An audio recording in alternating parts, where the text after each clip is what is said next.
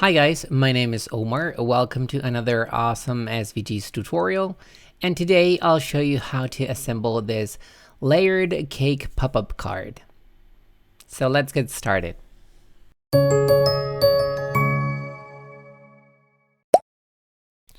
Okay, so the first thing we want to do is go to Design Space and click on Upload. We're going to upload our images. Then click on Upload Image and then click on Browse. Navigate to the folder where you unzipped the file. There are three pieces to this card: the card base right here, the front panel, and the print then cut piece. Now you have to upload all of these separately. For those of you new to Cricut Design Space, you have to upload one at a time. So select the first one, the SVG file. This is the card base, and click on Open.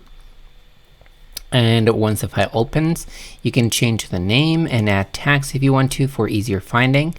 And click on Save when you're done. Let's upload our second SVG image. This is the front layer of the card. This is a drawn image that you can then color. And select it and click on Open. Then again, you can change the name and add tags if you want to, so you can find them easier. And then click on Save. And last, we are going to upload our print then cut image. So select your image. As you can see, the name of this layer is Layered Cake Pop-Up Print Then Cut 6H. So just click on it and click on Open. The name of this is very important, and you will understand later why the name is that. I always select complex. That gives me the best result when printing and then cutting. And then click on Continue. As you can see, the background has already been removed, so there's no need for you to do anything else to this image. So just click on Continue. And on the next window, save as a print then cut image. Select the left option and then click on Save if you don't want to change the name or add tags to it. Okay, once all three files are uploaded to Design Space, click on each one of them until you get this green outline and click on Insert Images, and that will put all three files on your canvas. Here you have the print then cut image, here you have the card base, and here you have the card front. Now there's a couple of changes that we need to do to these. The first one is to the print then cut image. Remember, the name for this print then cut image was Layered Cake Pop-Up Card 6H. Now the 6H stands for 6 inches high. So you need to change that to 6 inches high for the images to fit on the card base. So let's go to the size panel up here and make sure the proportions are locked, that small lock is closed, so the height and the width are changed proportionately, and change the height to 6 inches. It's pretty close, but you need it to be exact. So after we've changed the height for the print then cut image, we will work on the front of the card. The front of the card has a drawn piece in front, and so that you need to change the layer attributes for the first layer of this group that you see right here. You have to click on that scissors icon and change it to white. Select whatever color you want to write it. And then click on the whole group and click on Attach. That way, when you send it to your mat and send it to your machine, the image will be drawn inside this rectangle that is the front panel. And last, for the card base, we need to change the scoring layers to score. So select the first layer of that group. Here's a group. There are two layers. Select the first one of them and click on Score. That way those cut lines will be changed to score lines.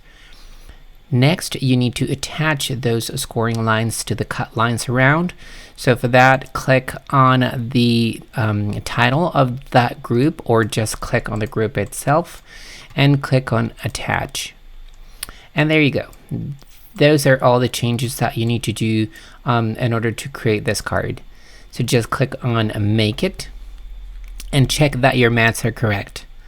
Here is your print then cut piece. There are several candles. There are a lot of them. I didn't use them all, but I wanted to give you some options, some color options, and you know, if you wanted to put more in them, that's okay. And then we have the white panels, the card base that is cut from a piece of 8.5 by at least 11 inches tall. I would recommend to use a 12 by 12 piece of paper. Thick cardstock is better for this. I used Nina 110-pound cardstock for the card base, and I have to admit that I did cut the front panel from watercolor paper. So if you want to do that, go ahead and change this so you can cut it from a different color paper. But anyways, here you have the white cardstock. This will be drawn, and these lines will be scored. Now, if you want to change the front panel to be cut from a different material, what you need to do is just change the color of the card base. So select the group, click on that layer that represents the base where the image will be drawn. Click on that white circle and just change the color to, I don't know, something gray or very light gray that's different from white. That will put this on a different mat. So if you click on make it, here's your print then cut piece. Here is the piece that will be drawn, and you can use watercolor paper for this. And here's the piece that will be cut for the card base. So those will be on different mats, and that's it. Just click on continue, hook up your machine, and cut your pieces. Now I do have to apologize for the lighting of the video. I tried a new light setup that really didn't work. So sorry about that, but you can still get the process of folding and adding the pieces to this card. So let's start with the card base. I used a textured cardstock. This is a linen textured cardstock. If you are new to pop-up cards, I would recommend that you use a smooth surface cardstock so you can see the scoring lines better. I used my scoring wheel on the Cricut Maker, but you can still use the Cricut, a Cricut Explorer with the scoring tool. I would recommend it to rescore the lines using a blunt object and a ruler if you use the scoring tool and thick cardstock, because you'll need that extra pressure on the scoring lines. Now the technique to fold the card base is very simple. You start with a valley fold at the base of the cake plate, and then on the next scoring line you create a mountain fold, then a valley fold, and then a mountain fold, and so on. So start with the base of the plate. It's a good idea to press from behind the card base. That is what it's called, I believe, the stem of that cake plate. So create that valley fold like so. Make sure the cardstock doesn't fold at the base of the plate, just where it's grounded. Next, continue with the next scoring line and create a mountain fold. Make sure to crease those folds with your finger. Do not use your bone folder yet. We will use that in the end of the folding. It's easier to do it that way. Now make sure to fold the sides of the card base.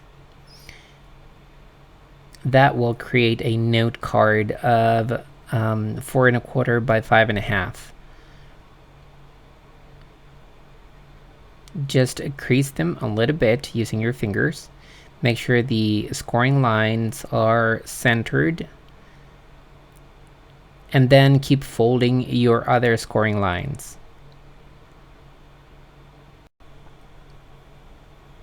For the smaller pieces, it's a good idea to use a small instrument like your bone folder or tweezers to push from behind the cardstock and get those folds done correctly. Follow along the scoring lines and work the cardstock, and make sure not to fold anywhere else. Here you can see me using the bone folder to crease that fold correctly. And once I get to the smaller parts, I use the handle of my tweezers to push from behind and get that crease in the right spot. That's the mountain fold, and that's a valley fold, and the last mountain fold.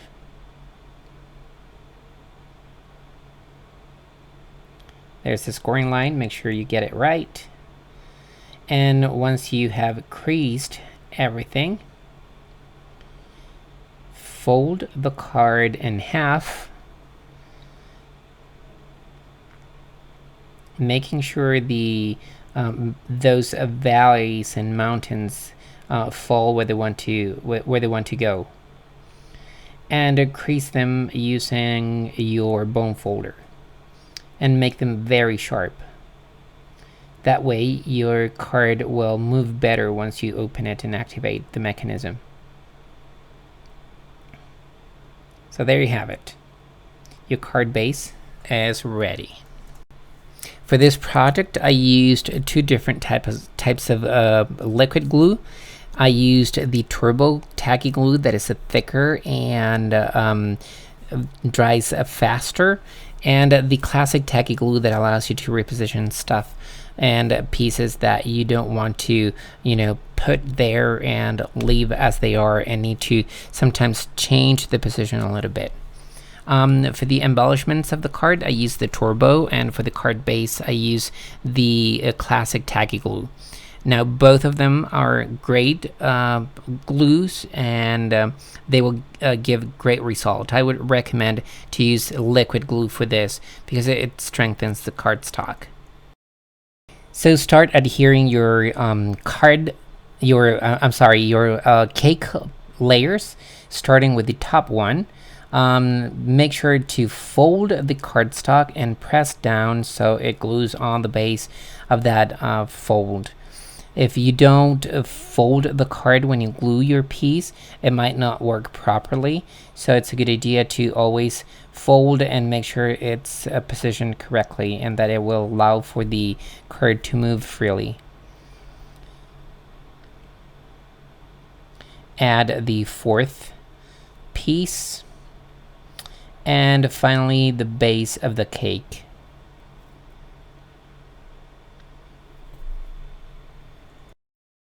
Now, with the embellishment of the cake plate, you have to be very careful. Make sure the top edge is aligned with the fold. Do not go above that fold because the next piece won't be able to sit correctly. This piece is very important, and you need to add liquid glue to the sides, especially to strengthen the cardstock there. It's a very thin piece of cardstock that might not fold correctly if you don't add this piece. Since it's very important and it's kind of hard to place and get it right the first time, I used the classic tacky glue pen for this, so it will allow me to move the piece once I put it there. So put it in place, close the card, and use a bone folder to kind of burnish all those folds and make them sharper. And here's something very important. Remember to open the card and remove any excess glue so you don't get glue on the card base. Now, if you do, you can use a Xyron eraser to remove some of the glue that might have stayed on the card base. Next, we will add the candles to the layers, and finally we will add some embellishments to the cake itself. Now, I would recommend for you to, if you're going to use some embellishments on the cake, it's probably a good idea to do it before gluing the panels on the card. I just forgot to do it before, so I did it later. Now here's the technique I use. You put a dab of glue on your mat, your craft mat or your glass mat if you're using one, and put a little bit of glue in front of the candle base. Just dab it there, press it against the cake layer,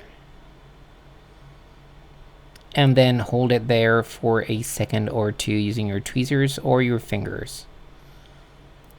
Now I'm using Aleene's Turbo Tacky Glue. This is faster. That's a good thing about this glue. Continue adding your candles to the rest of the layers. You can add as many as you want. There are several on the print then cut image. If you see that top candle sticking out of the card base, just cut a piece on the base, from the base, and glue it in place. I recently got several bottles of Nouveau drops. I'm kind of obsessed with them, and I used a few to decorate the layers of the cake. Just a little bit here and there. Then you will adhere that inner mechanism to the card base. You will cut this from a different piece of cardstock. This piece is not on the file. It's a different piece that you can cut from a sturdy cardstock like Nina 110 pound cardstock. It has 4 1/4 by 11 1/4 inches, and you should score that in the center and do a mountain fold, and then do 2 valley folds on the sides at 1/8 of an inch. These folds are very important and will allow for the inner mechanism of the card to lay flat inside the card base. Now take your inner mechanism and rescore and fold those lines and make those creases very sharp. And for this I used my classic tacky glue pen, because this piece sometimes you will need to move around the card base if you don't get it centered the first time. So just align the edges of the card base and the inner mechanism together, and glue especially those thin little pieces of cardstock on the side. That is very important. You can use a scraper tool. I am using the scraper that the tonic scraper, the glass mat scraper, but you can also use the a Cricut scraper for the mats. Now here you see me changing the lighting again. Sorry about that.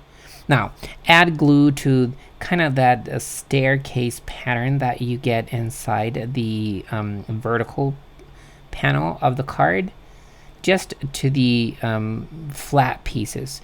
All those folded pieces should not have glue on them. If you put glue on them, the card will not move correctly. So just lay it flat, press it, use your scraper tool or some flat tool, your bone folder. You can use anything you want to. Now because this is liquid glue, it tends to warp the cardstock a little bit, so I always like to use my bone folder and flatten it out, and after everything is glued I like to put some kind of weight on top of it, like an acrylic block or a box or something that you that will put some pressure on top of the cardstock to lay it flat. And finally, I'll show you how I created the panel that I put in front of the card.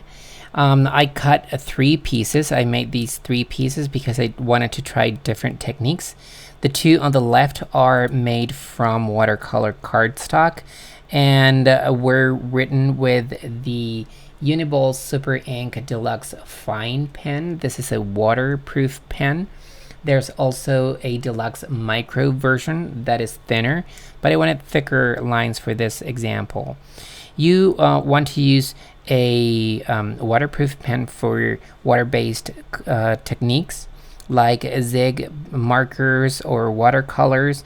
Do not try to use the high-tech point, the Pilot high-tech point. This is not waterproof and will not work with water-based techniques.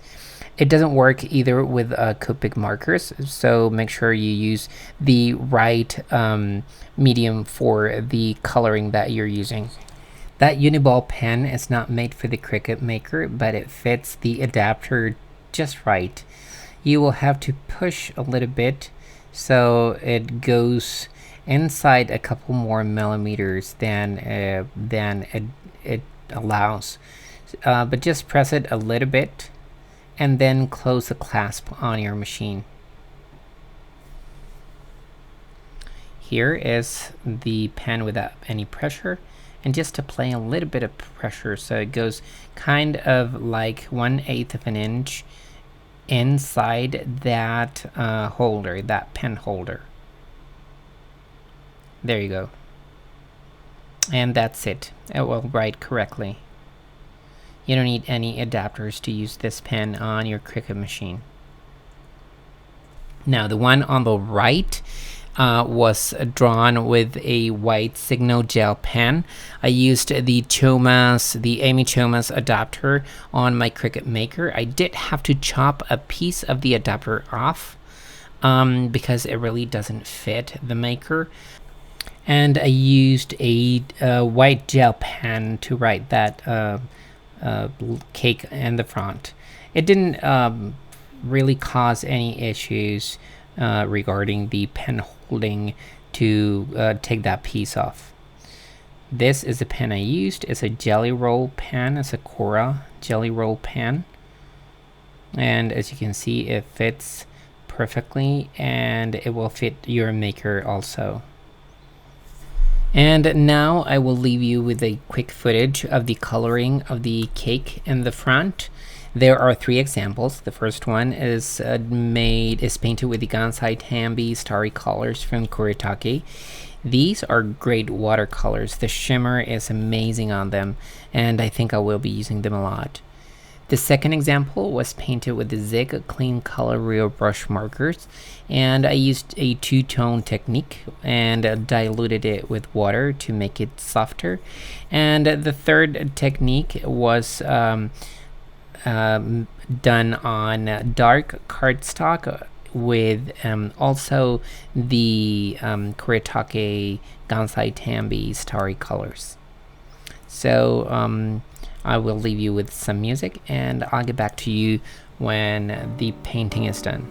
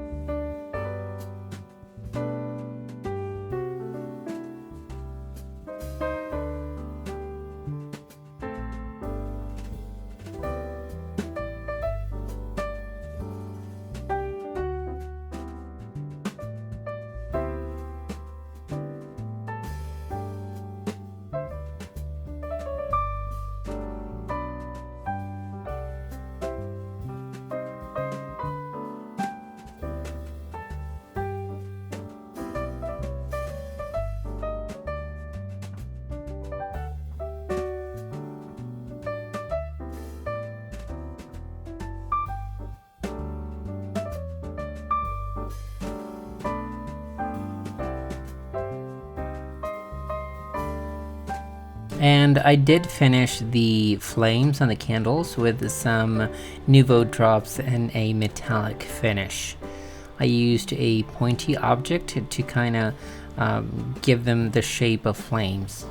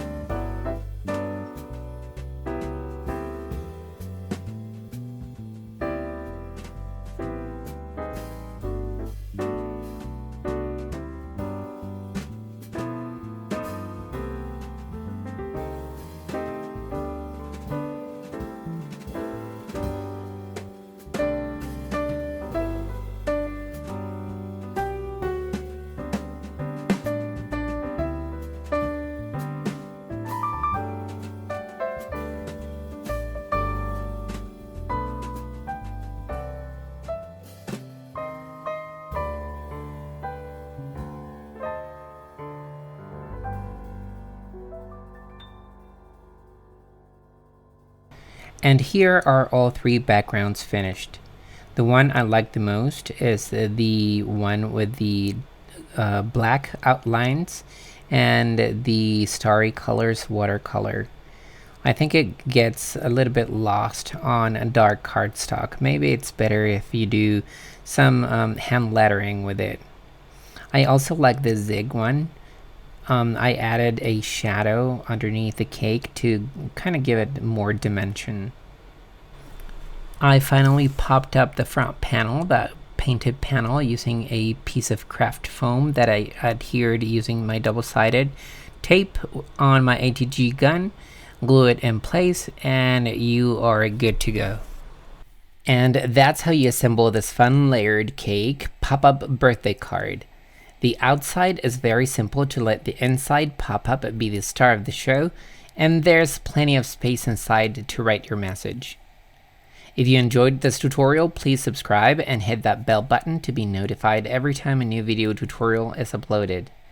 Remember, the link to download this project for free is in the video description below, along with links to the products I used. I included a DXF version of the file for all those Silhouette users that don't have access to SVG files. I am not a Silhouette user, so please give me feedback if the files are not working for you. Finally, don't forget to visit the blog for some extra info and tips, and leave a comment if you enjoyed this project. And here are a couple more videos on pop-up cards that you might be interested in. Until next time, bye-bye.